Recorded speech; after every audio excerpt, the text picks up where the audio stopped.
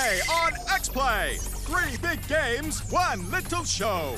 Mayhem gets tiny when Grand Theft Auto hits the Game Boy Advance. People do stupid things in Oddworld, Stranger's Wrath, and grab your lightsaber. It's Star Wars Galaxy's Jump to Lightspeed. Dance, Wookiee, dance! It's game time!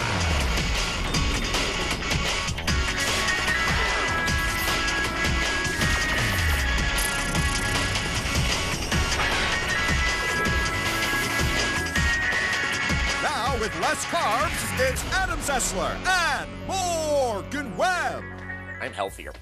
Yes, I'm sure you are. Hello and welcome to X-Play. On today's show, we have a trifecta of big post-holiday releases. In other words, we have Star Wars Galaxy's Jump to Lightspeed, A portable version of Grand Theft Auto, and the return of one of the strangest franchises in gaming, Oddworld. plus the dark, gritty world of Street Soccer. Ooh. And later in the show, a look at the life of our very own disembodied voice. But we begin with a game that has the fanboys waving their lightsabers. Yes, a year ago, we reviewed Star Wars Galaxies, the massively multiplayer online RPG set in a galaxy far, far away. We didn't like it. It played like EverQuest with Wookiees, and without vehicles, you spent most of your time killing space butterflies and running around trying to find other players. Now, many of those problems have been solved with the addition of a Galaxy's expansion pack, and this one has something everyone was waiting for. Spaceships And action-based combat.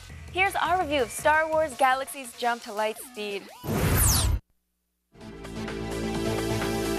The initial release of Star Wars Galaxies gave us the dancing Wookiee, but lacked, well, wars in the stars.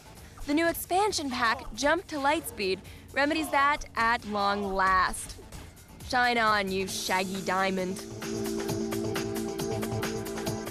Jump to Lightspeed is the spiritual successor to the old X-Wing versus TIE Fighter games. Up in space, the action is entirely twitch-based. No more hit percentages, no more auto-attacking, just good old point-and-shoot arcade combat. You choose to side with the Rebels, Imperials, or go independent. I went Imperial because, well, let's face it, TIE Fighters sound cool when they shoot. Officers and trainers on the ground give you space quests, which mostly consist of seek and destroy, and the ever-popular escort missions. It's always fun to blow up ships over and over. After all, that is why we're tooling around in a TIE, right? Too bad it becomes a long, slow grind through the pilot ranks after a short time. Constant combat is preferable to the escort missions, though. La la la la la, escort, escort, woo, I'm upside down. But there is no down in space, crazy. Ooh, all right, something to do.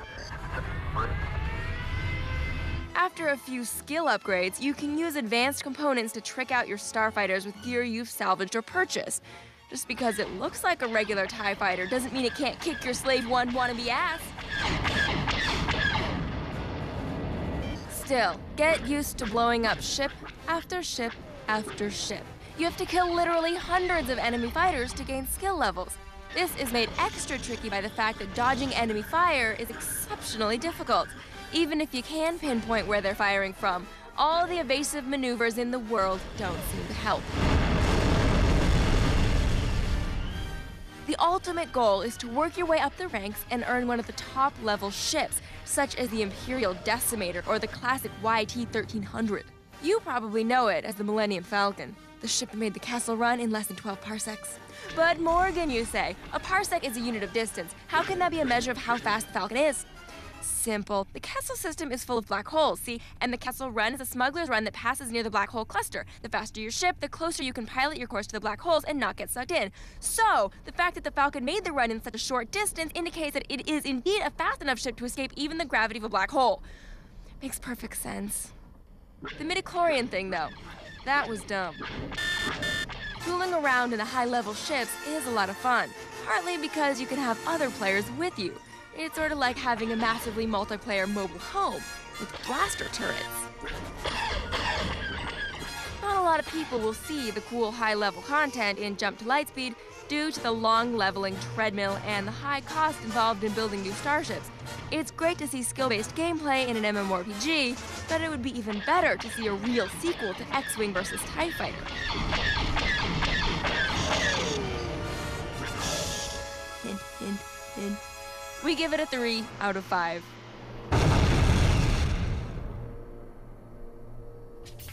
I've never questioned Han Solo's Kessel Run line before. You know, you both made me question it and explained it definitively in less than 20 seconds.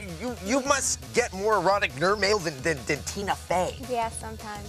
Jump to Lightspeed is only the first in a couple of planned expansion packs for Galaxies. In fact, LucasArts just announced another one that will work as a combat upgrade and make the land-based missions as fun as the ship-based ones. And Star Wars won't be the only high-profile game franchise we look at today. Yes, for years, gamers have been yearning for a portable version of Grand Theft Auto, the series that moved millions of PS2s. So everyone figured that when a handheld GTA game came out, it would be on Sony's PSP first. They were wrong. Here's a review of Grand Theft Auto for the Game Boy Advance.